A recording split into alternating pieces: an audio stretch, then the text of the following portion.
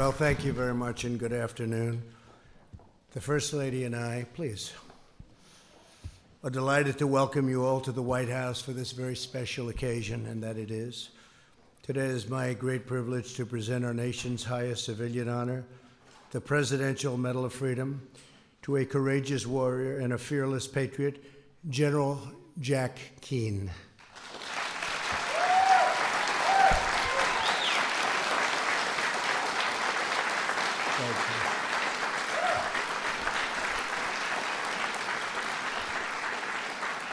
We're very excited to have Jack's wife, Angela, with us today, along with his brother, Ronald, and his son, Daniel. Thank you all very much. That's great.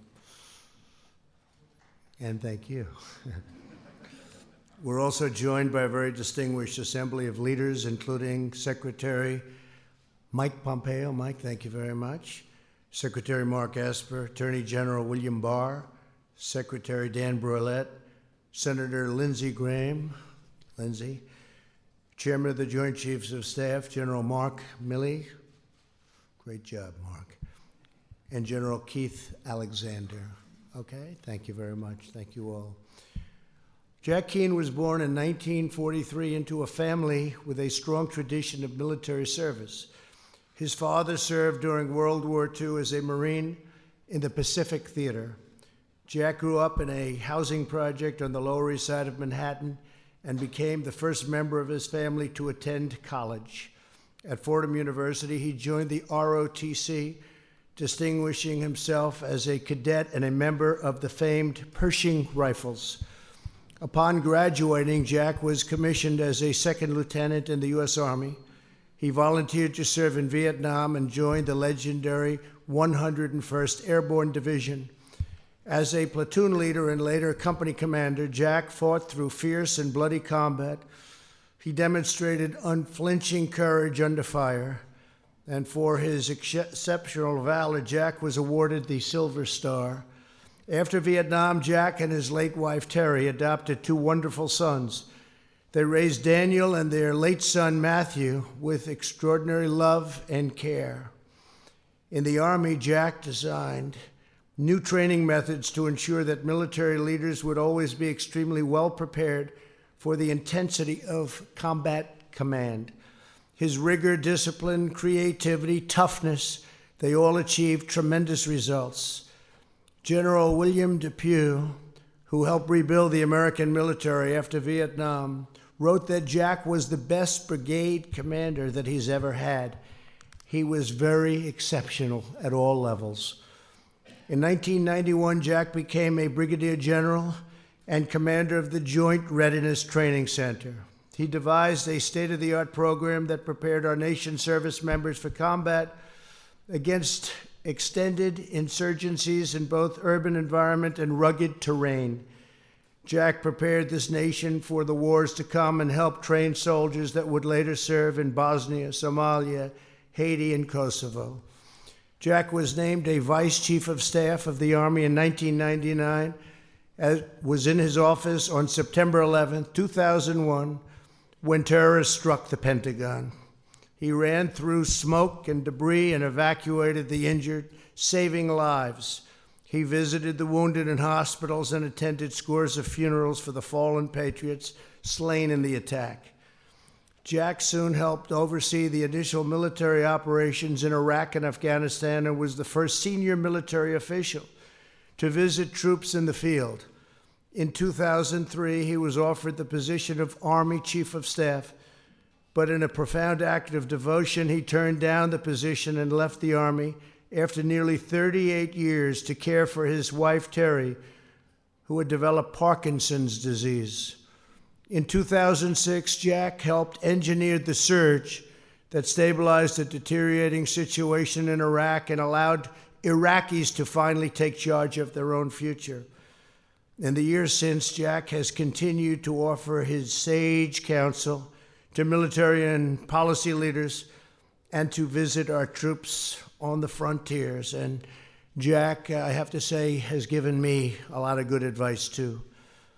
He's been called a national treasure by Henry Kissinger and is a recipient of the Bradley Prize and the Ronald Reagan Peace Through Strength Award. Jack Keane is a visionary, a brilliant strategist, and an American hero.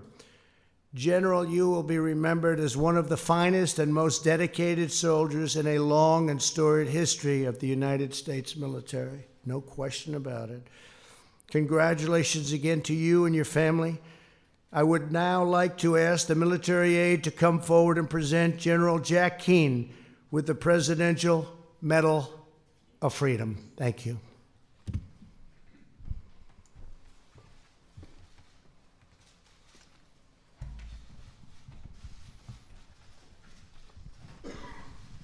General Jack Keane is one of our nation's most distinguished military leaders.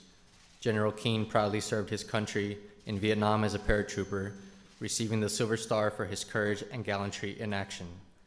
His steadfast leadership as a four-star general and as Vice Chief of Staff of the Army provided stability and direction for those under his command. Since retiring from the military, General Keane has remained engaged on matters of foreign policy, devoting himself to developing policies that confront the dynamic threats facing our nation. The United States proudly honors General Jack Keane, whose tireless devotion to our country has defined him as a true American patriot.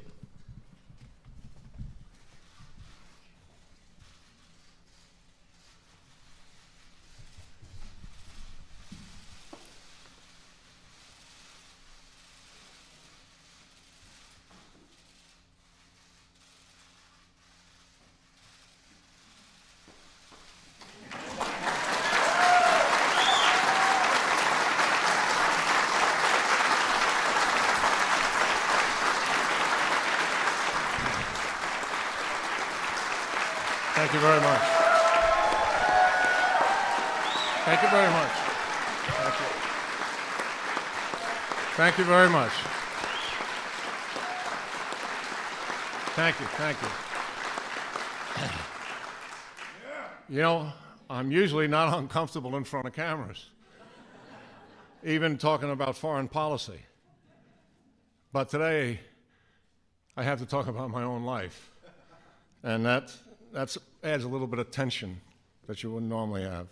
Mr. President, I'm deeply honored by this extraordinary award, and to receive it here in the White House, surrounded by family, by friends, and by senior government officials, it's really quite overwhelming, and you can hear it in my voice.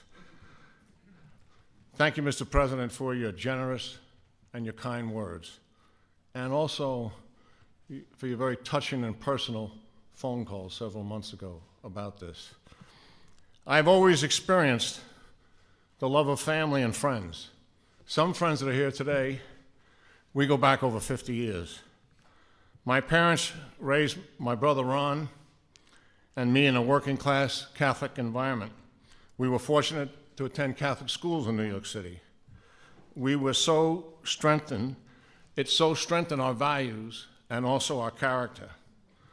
My brother Ron has always been there for me, and I'm delighted he's here today. I thank God for guiding me in the journey of life. I have two great loves in my life. Terry Doyle, who the President mentioned, my love since we were 18. We lost her too soon.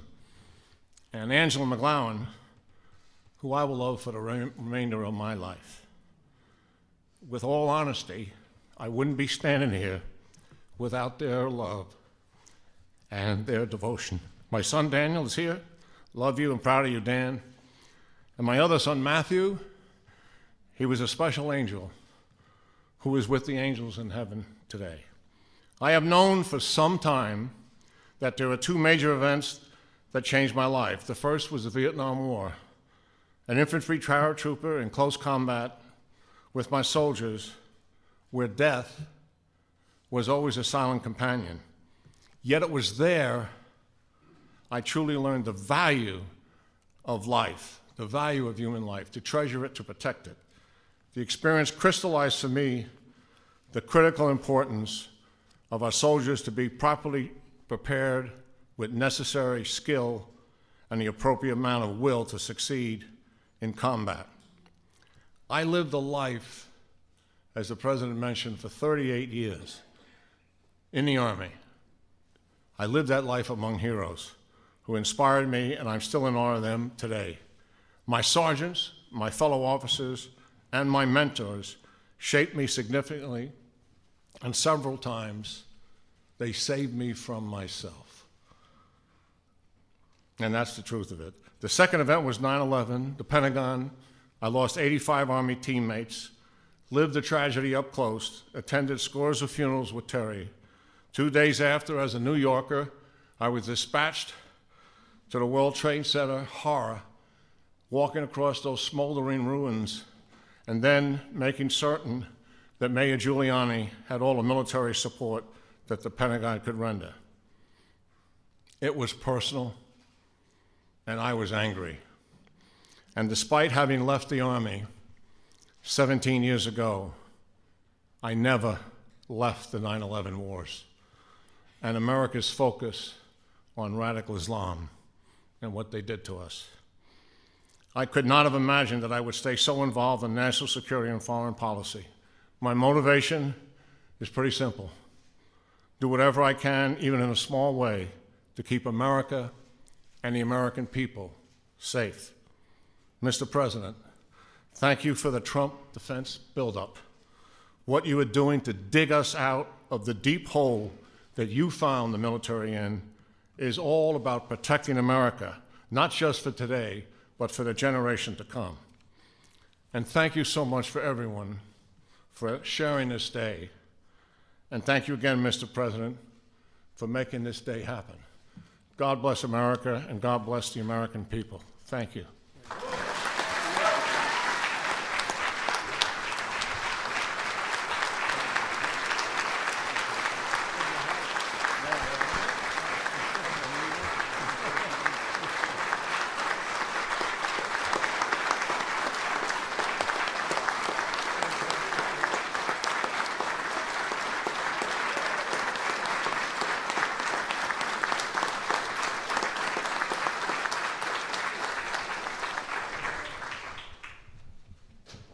Ladies and gentlemen, please remain seated as the President departs the East Room.